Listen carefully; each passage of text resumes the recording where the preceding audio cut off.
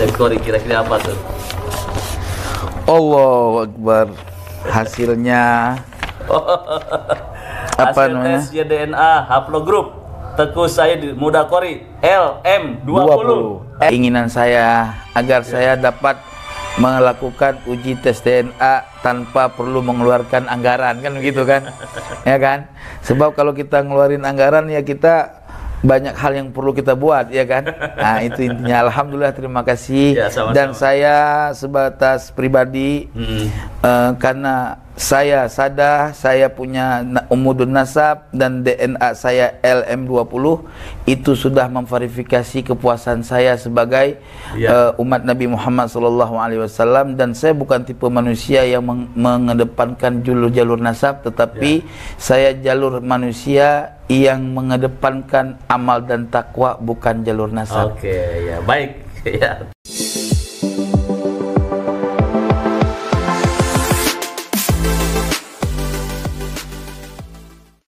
Assalamualaikum warahmatullahi ta'ala wabarakatuh. Setelah melakukan tes DNA, ternyata Tengku Qori ketahuan jenis haplogrupnya adalah LM20, dan dijelaskan oleh beliau sendiri bahwasanya haplogrup jenis L dari keturunan migrasi Irak, Pakistan, Palestina, Yaman, dan Aceh sendiri. Tetapi terlepas dari hasil tes DNA tersebut, beliau Tengku Qori tidak mempermasalahkan, tetapi justru mengajak kepada para habaib ba'alwi yang ngaku sebagai keturunan Nabi, seperti misalnya yang sudah dekat-dekat dengan beliau, yang sudah diketahui selama ini, yang menjelaskan tentang keberadaan tes DNA, seperti Habib Rizik juga kan, Habib Lutfi, kemudian Habib Bahar, juga ada Habib Hanif, Habib Taufik Assegaf, dan habaib-habaib lainnya, untuk memberanikan diri melakukan tes DNA, bukan bermaksud apa-apa, tetapi untuk menguatkan nasab mereka kalau memang benar sebagai bagian dari zuriyah baginda Nabi Muhammad SAW. Untuk selengkapnya teman-teman, mari kita simak penjelasan Tengku Qori dalam video berikut ini. Skor kira-kira apa tuh? Allahu Akbar. Hasilnya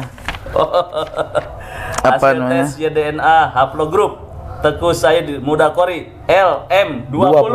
LM20. LM20. Ya, jadi kalau LM20 itu menurut informasi, ya kan, sesuai dengan umudun nasab. Jadi kalau buku nasab Anda. ya, jadi perjalanan daripada kami cuma gini, saya kan nggak paham ya, nggak paham masalah haplogrup.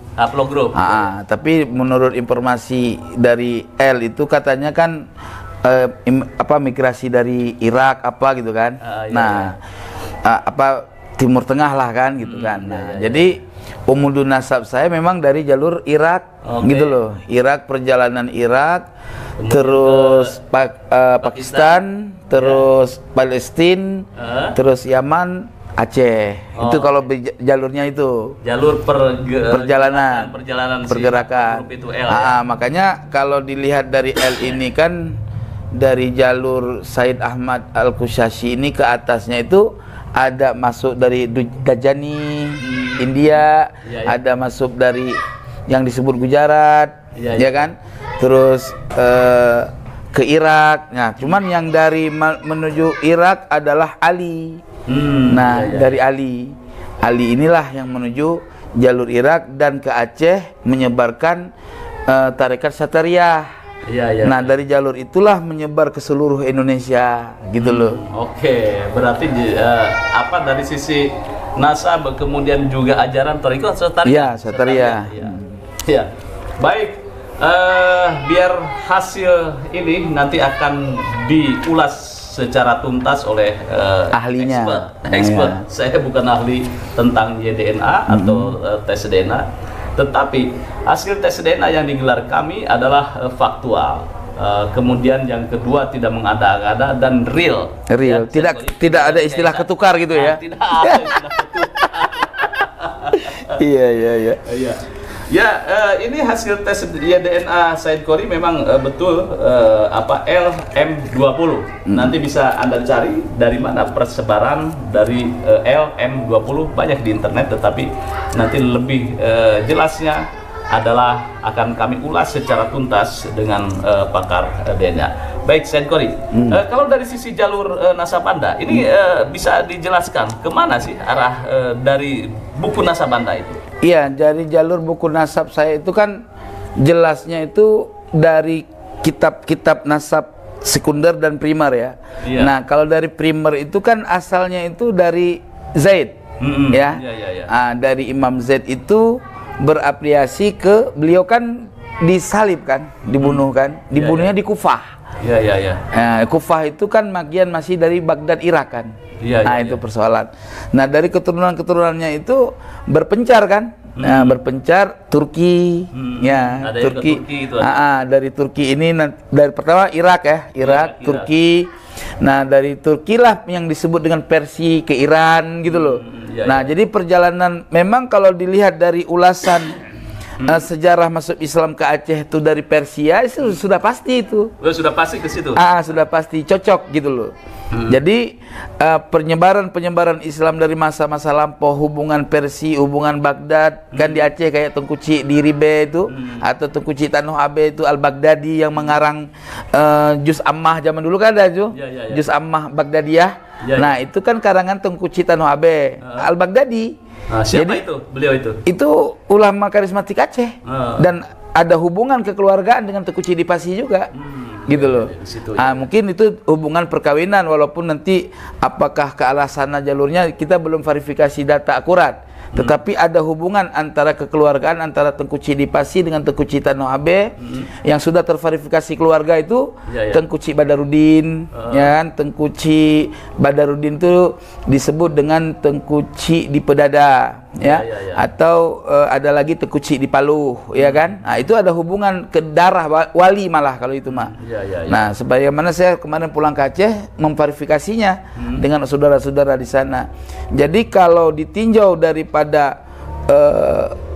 gen darah, gen perjalanannya itu tepat. Tapi masalah apakah L ini LM20 itu terverifikasi mutlak sebagai keturunan Sadah misalkan secara haplogroup, itu saya kan nggak ahlinya. Oke. Ya, nggak bisa memverifikasi itu, tapi dilihat dari migrasinya tepat.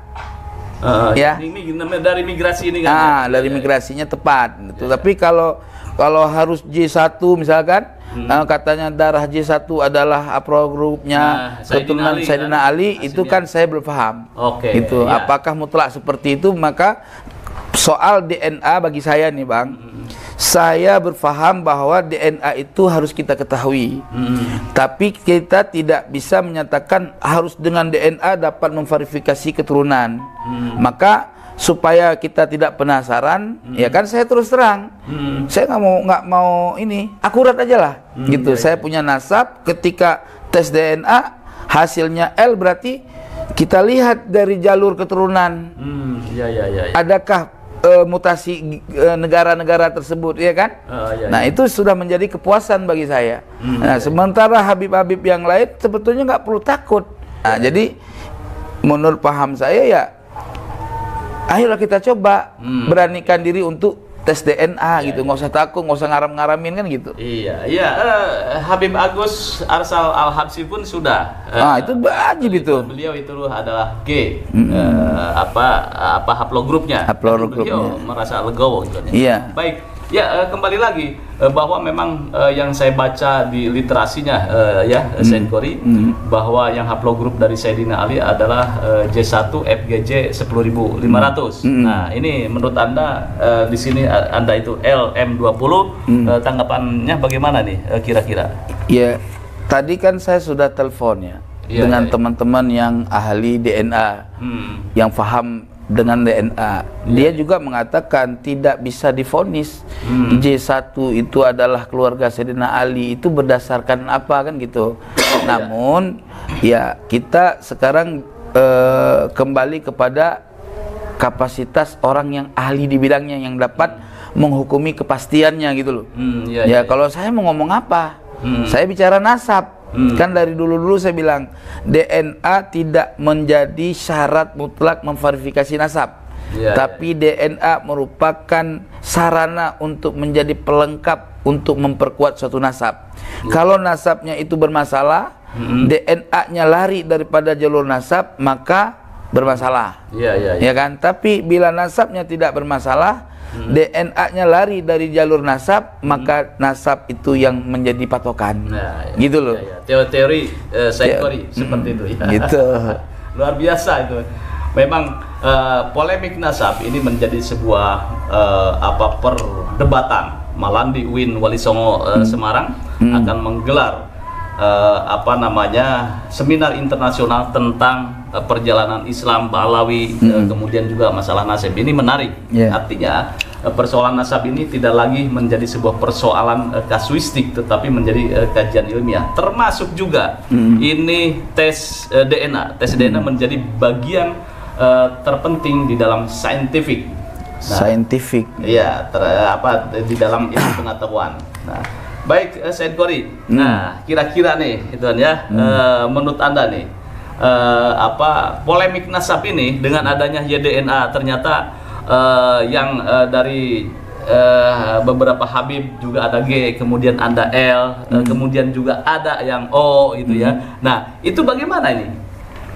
Ya, artinya masalah DNA itu kan berkembang pengetahuan ya. Artinya gini, kita dari awal kan nggak mengetahui tentang masalah DNA. Ya, kita harus jujur. Ketika kita tidak paham dalam fan ilmu itu, ya kita nggak usah berkomen. Nah, cuman karena berkembangnya informasi mengatakan begini Yahudi yang segala macam ya kan. Nah, artinya lambat laun kita kan mencari tahu, mencari tahu apa sih sebenarnya. Ternyata beda-beda orang, beda-beda cara pandang, gitu. Oleh sebab itu terkait masalah O, kalau kata orang lagi, kalau O itu pribumi katanya kan, ya kan gitu loh. Ya, nah, artinya kalau saya ini memang jalurnya jalur Persia, jalur Timur Tengah, secara LM20. Terus kalau J1 adalah jalur Hijaz. Ya berarti sama-sama jalur itulah. Ya cuman perbedaan mungkin dari perkembangan migrasi atau gimana gitu. Kita yang nggak paham. Ataupun kalau G itu kan tadi kata teman saya itu ininya yang intinya apa itu? Yang besar presentasinya. Kalau saya LM 20 itu 80%, 83% kan? 83% berarti lebih dominan ke jalur Timur Tengah, Irak, Persia, kan gitu kan? Berarti dominannya ke situ, walaupun nanti ada perkembangan kemana-mana kita nggak paham, gitu. Nah makanya komentar saya terkait masalah DNA, saya tidak punya pengetahuan yang mendalam soal itu, kembalikan kepada ahlinya, gitu loh. Kalau nasab oke, gitu loh. Apapun perbedaannya, mau haplogrup Anda itu G, L, kemudian O, tetap satu nusa, satu bangsa. Satu nusa, satu bangsa. Bhinneka Tunggal Ika. Baik, terima kasih Said Qori. Terima Sama-sama. kasih atas atensinya dan partisipasinya terhadap tes DNA yang digelar oleh kami. Ya, saya sukses selalu. Sukses selalu. Saya juga mengucapkan terima kasih ya atas kebaikan panjenengan ya untuk membantu keinginan saya agar saya dapat melakukan uji tes DNA tanpa perlu mengeluarkan anggaran, kan begitu kan? Ya kan? Sebab kalau kita ngeluarin anggaran ya kita banyak hal yang perlu kita buat, ya kan? Nah, itu intinya. Alhamdulillah, terima kasih. Ya, sama-sama. Dan saya sebatas pribadi karena saya sadar saya punya umudun nasab dan DNA saya LM20, itu sudah memverifikasi kepuasan saya sebagai umat Nabi Muhammad SAW, dan saya bukan tipe manusia yang mengedepankan jalur nasab, tetapi saya jalur manusia yang mengedepankan amal dan takwa, bukan jalur nasab. Oke, ya baik. Ya. Mau haplogrupnya GL, kalau orang memang tidak terlalu membangga-banggakan dengan nasabnya, maka apapun hasil tes DNA-nya ketika melakukan tes DNA, pasti akan menyikapi biasa-biasa saja, tidak kecewa. Karena tes DNA sebagai konfirmasi jenis haplogrupnya dari mana saja dan mencantol kemana. Itu kan setidaknya tujuan daripada dilakukannya tes DNA. Makanya Tengku Kori sangat berterima kasih karena telah mengetahui hasil tes DNA-nya, yaitu berjenis haplogrup L M20, dan setidaknya sesuai dengan silsilah catatan beliau selama ini, yakni berjalur kepada Timur Tengah. Nah, itu saja teman-teman, kalau ada yang ingin disampaikan terkait dengan penjelasan dari Tengku Kori yang barusan kita simak bareng-bareng, silakan tulis pendapat-pendapat kalian di kolom komentar. Sekian dari saya. Wassalamualaikum warahmatullahi taala wabarakatuh.